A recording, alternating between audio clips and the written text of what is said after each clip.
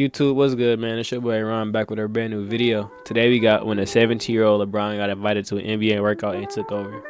Uh, we're back with another reaction video. If you guys new to the channel, don't forget to subscribe. Leave a like on this video, and let me know what you guys want me to react to next in the comment section. Let me know your thoughts on this video as well. And yeah, man, let's get straight into it.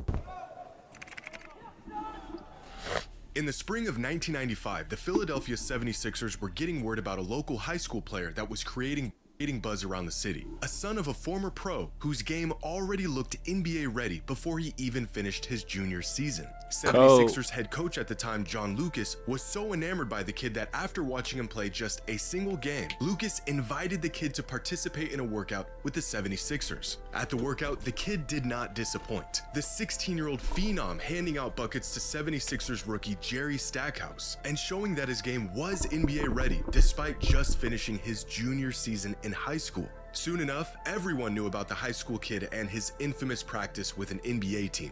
Fast forward 1 year to the 96 NBA draft, and the 76ers never got their hands on that kid from the workout. Instead, they went with college superstar Allen Iverson first overall in the 96 draft. The kid from Philly ended up getting picked a little later in the draft and eventually did pretty well for himself with another organization.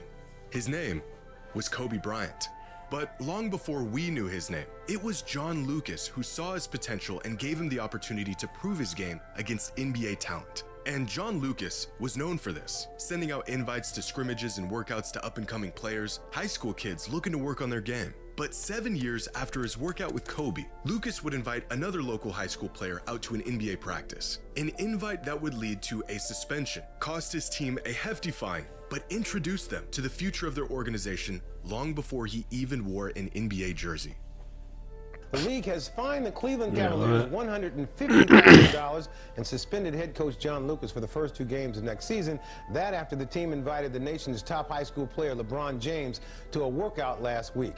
Under league rules, teams cannot have contact with players who aren't eligible for the draft. James, a high school junior, won't be eligible until next year.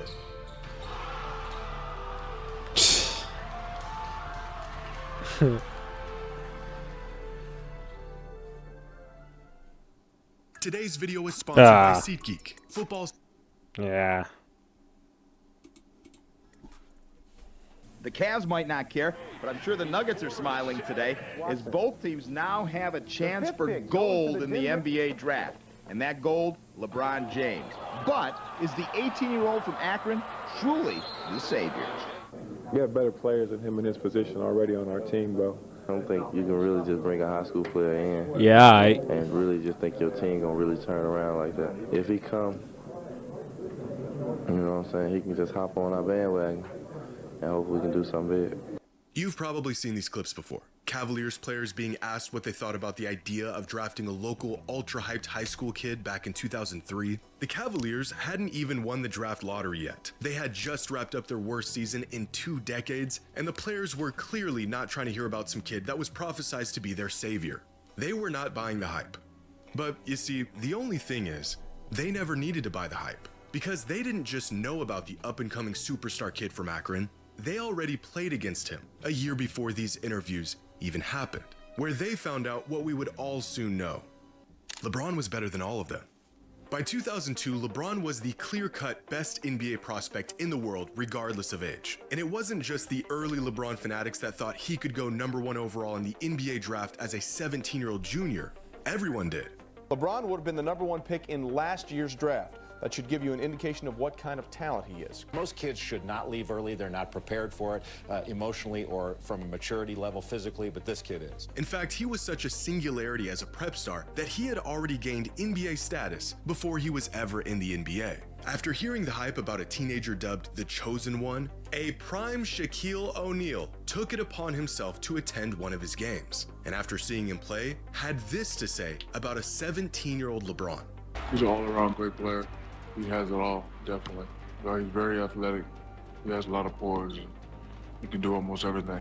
That same season, Allen Iverson, the reigning league MVP, had to see for himself if LeBron was as good as advertised. And not only was the hype very real, opponents were eager to bask in any moment where they even slightly got the best of him. On this particular night, high school star Maurice Rice sent LeBron to the floor with a crossover, and it damn near brought the whole building down. Look at this. His teammate is literally jumping for joy, completely ignoring the jaw-dropping gap on the scoreboard and the atrocious shot that followed. But Allen Iverson knew better. He saw what he needed to see. LeBron was everything he was rumored to be. But long before NBA superstars were going to his games, LeBron's skill set far exceeded anything high school had to offer. The only way for him to build onto his already NBA-ready game was to play NBA players. That's when Chris Dennis, a family advisor for LeBron at the time, accelerated his progress by taking every opportunity to get him into gyms with NBA guys, reaching out to coaches and scouts and accepting invites to pro runs, getting LeBron as much exposure as he could to the top basketball talent in the world. A plan that Chris put into motion when LeBron was just 15 years old. As LeBron got better, the invites came rolling in. In 2001, a 16-year-old LeBron was invited to a workout with a group of pros. Among those on the court that day included NBA players like Antoine Walker, Jerry Stackhouse, Michael Finley, and a rookie Ron Artest. When LeBron entered the gym that day, none of these guys knew his name. He was just another elite kid looking to get some runs in. By the time he left, everyone knew who LeBron was. Antoine Walker, Michael Finley, Jerry Stackhouse, they was all up in the building. So he's coming into the gym. I'm like, all right, cool, I want to see what he got. And he was cooking. Like, he was 15 or 16, posting, getting to the basket, and I'm like, this is going to be a huge issue. Right. So you knew right away. Yeah, he could have won pro right then, honestly. Yeah, really? 100%. Quickly, the legend of LeBron James spread not just around households across the country, but in NBA locker rooms. More players wanted to see the kid in action for themselves. He showed up to more pro runs, and the results were always the same. The kid was already good enough to play in the NBA. That same year, LeBron was invited to a workout that included Penny Hardaway and Michael Jordan. 2 hours later, skeptics had turned into believers. I heard from an NBA source that this summer when he worked out with Michael Jordan that the two best players in the gym were Penny Hardaway and LeBron James. The description NBA players were giving to a high school LeBron, unguardable. A young LeBron was in there. Well, LeBron was a sophomore, and Antoine brought him that time. Oh, that's what happened? He was a sophomore. That's when he had the glasses still then, the little joints that go around his neck. He was cooking. He couldn't. Nobody can guard him. LeBron James. At all. They couldn't guard him. I'm like, I'm getting embarrassed. He's embarrassing us. My first All-Star game in Philly. And, we in the locker room and, we talking to reporters and they was like, man, have y'all heard of this kid? The chatter was like, have you heard of this kid named LeBron James? Man, this kid he a high school phenom. He's so good, he could probably start in this All-Star game. And I was like, so I sat up and was like, what? This kid, I had to really sit up and say, it's a kid out there in high school this good. And I saw a lot of NBA guys was going out, flying out to see this play. Celebrities, rappers, Jay-Z and all them going out to see him play. I want to know, was he really as unguardable as he say he was? Yeah, we wanted to see what he had, what he could do. It was a 3-on-2. We thought he was gonna pass, and it was like in slow motion. The just took off. That's incredible. Yeah. I mean, for a 16, 17-year-old kid to come in and do something like that, you knew that he was going to be that in the NBA. You knew that. After spending the last 2 years playing against the best players in the world and proving very clearly that he was not only an NBA talent, but that he was more than ready for the league, LeBron made an attempt to enter the NBA draft at just 17 years old following his junior season in high school. Scouts and analysts knew that if the jump were possible, LeBron would be the consensus #1 overall pick in the 2002 NBA draft, despite not even playing his senior season. The verdict was out, and the kid was ready. However, the NBA was not. Unfortunately, a jump to the league was not possible according to the NBA's eligibility rules, which stated an athlete must complete high school before becoming eligible for the NBA draft. LeBron's response to the rejection? Golfers come out, they start young, that's how it is. But life is not fair. So you just gotta live with life and you just gotta be patient. I've been patient this long, I can be patient for another year.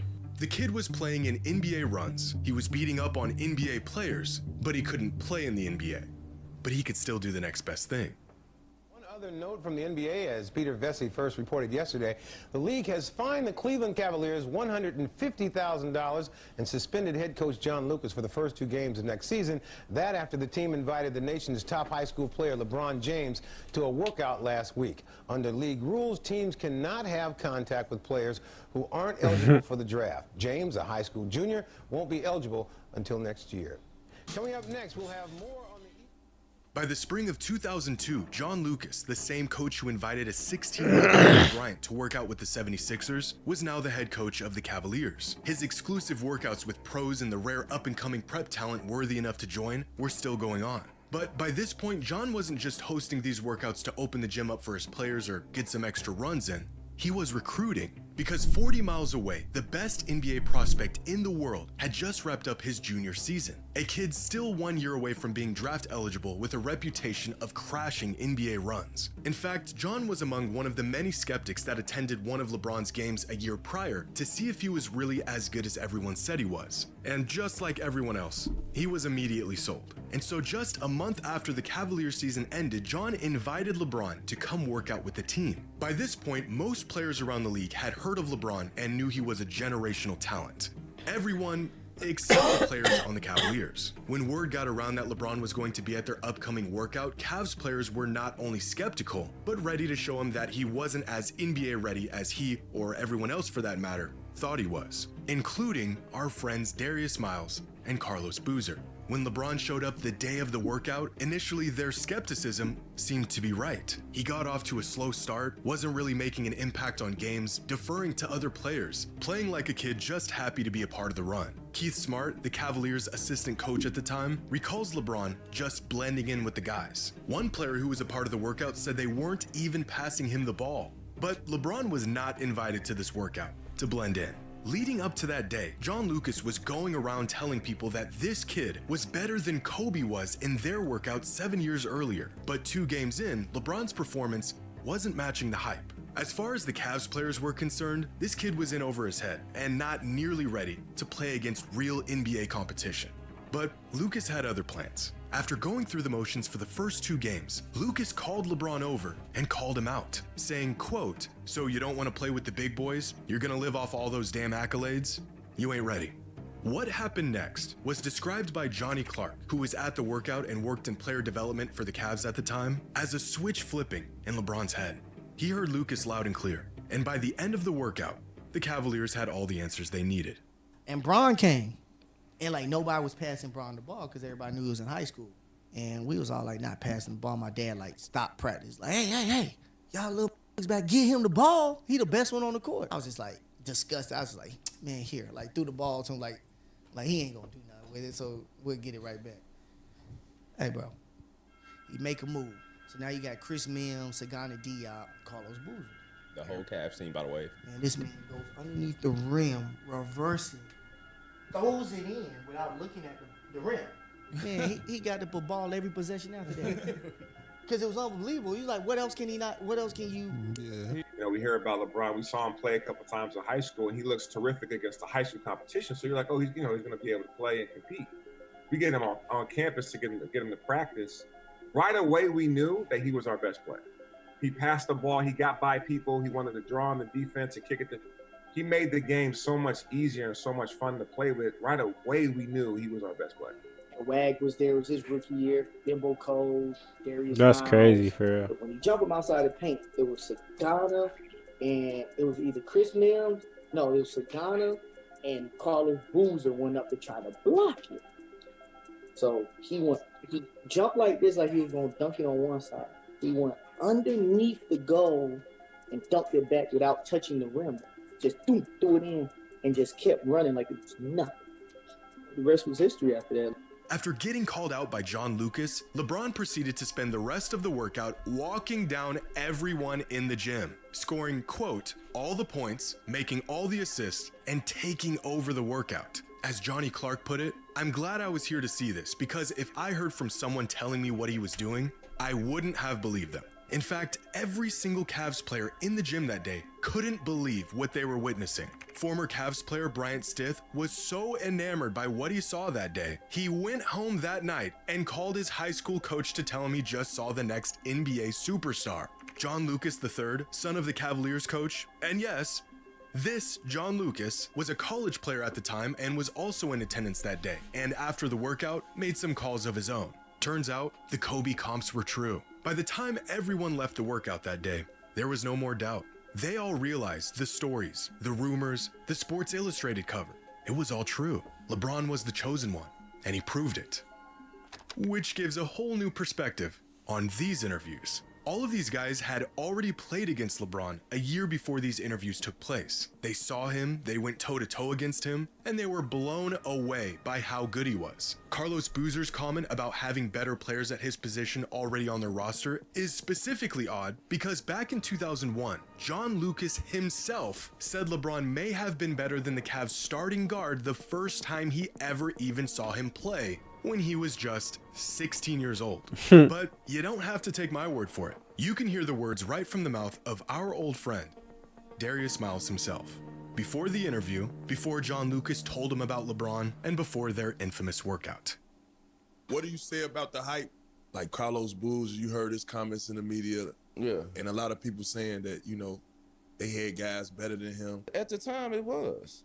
Yeah. Like, that's not a, like, you know the media, bro. They'll take a statement from you and they'll make it out of something like the stuff that I said. If they really broke down the whole interview and seen every word it said, I was actually taking up for him.